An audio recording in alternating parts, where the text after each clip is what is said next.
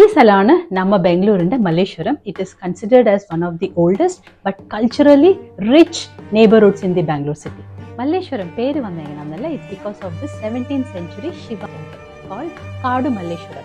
കാടു എന്ന് വെച്ചാൽ ഫോറസ്റ്റ്, മല്ലേശ്വരം എന്ന് വെച്ചാൽ it's the other name of Shiva.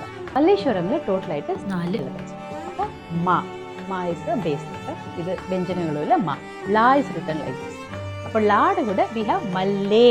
അപ്പോൾ ഇത് ലാ ആണെങ്കിൽ ഇത് ലേ. അപ്പോൾ നമ്മുടെ ലേ which is the next Leh.